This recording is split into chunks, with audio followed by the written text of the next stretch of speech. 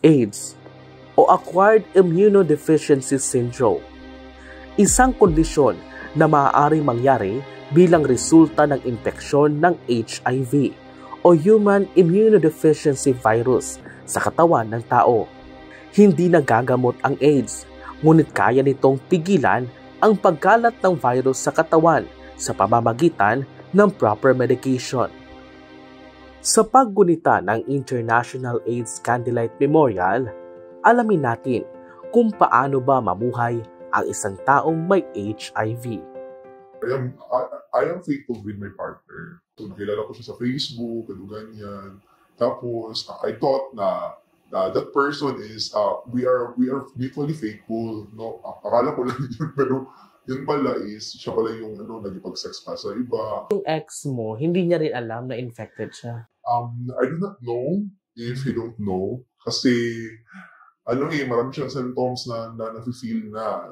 Kasi wala naman akong ibang masisisi kung kundi siya lang kasi he is my first. How are you right now? It's been how many years na ganito? You've mentioned na pati yung parents and immediate family mo, relatives, hindi nila alam yung situation mo. Kamusta ka? I am quite good. I am very yung empowered pa din. Kasi I believe hindi kasi nakakamatay yung HIV. Yung nakakamatay talaga yung discrimination. Minsan nafe-feel ko na parang I am hopeless, parang hindi ko ganyan, I am worthless, gano'n. Pero siguro mabait na si Lord sa akin because He gives me more power pa, He gives me more strength pa to continue my lives. Pero I have to fight it kasi wala na akong choice. I thought na dito lang tayo, ganyan, may taning na tayo, yung gano'n. No, we are more than that. Siguro lack of knowledge and ignorance sa mga tao. Patuloy pa din tayo mamumuhay kasi yung HIV is just a virus, no? It doesn't define yourself. You yourself will define you. Huwag kayong maging hopeless kasi nandito din ako bilang kapatid ninyo na patuloy pa rin lumalaban sa stigma at saka diskriminasyon. So sabay-sabay natin itong aangat yung ating boses kasi tao at may puso din tayo. Ayon sa Department of Health, mula Enero hanggang Marso ngayong taon, nakapagtala ng 3,410 new cases ng HIV. 82 sa kanila namatay dulot ng komplikasyon.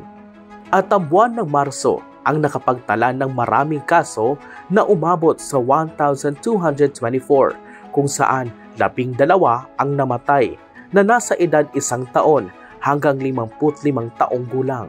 Sa kasaysayan ng Pilipinas, mula 1984 hanggang ngayong taong 2024, umabot na sa kabuuang 129,772 ang na-diagnose ng may HIV. 122,255 sa kanila ang nananatiling lumalaban sa buhay. Posible pang umakyat ang bilang na nasabing kaso sa darating na mga panahon kung hindi ito maaagapan. If you look at the physiological and the psychological need of person, of human being, we have that innate of us. It is your right to have sex or not to have sex. You can manage and you can control things. Kasi ikaw lang pwedeng mag-manage and mag-control ng iyong sarili eh. Meaning, it's up to you now. There's already available, but it's up to you if you're going to use it or not. No? So, look for prevention or things that would works for you. Better for parents like me, discuss it openly. But of course, you have also be ready because your knowledge about sex many years ago may not be applicable now, or that's why we have to continue learn. Siguro hindi tayo mahihiya, no? Mahihiya kasi tao man din tayo, may puso din tayo. Pare-pareho lang tayo, sakit lang yan. It's just like sakit na diabetes, walang cure, but there's a treatment. Nagtipon-tipon ang mga HIV advocate nito nakaraang araw upang bigyang alala ang mga namayapa dahil sa nasabing sakit. Nagsindi ng kandila at nag-alay ng dasal bilang pagdiriwang ng International AIDS Candlelight Memorial ngayong taon. Dahil rin sa teknolohiya at mga plataporma, mas hayagan na ngayong naipaparating ang mensahe sa publiko na kailanman hindi dapat pandirian ang mga taong namuhay na mayroong HIV/AIDS. Higit sa sakit ang negatibong pananaw ng marami ang mas nakamamatay.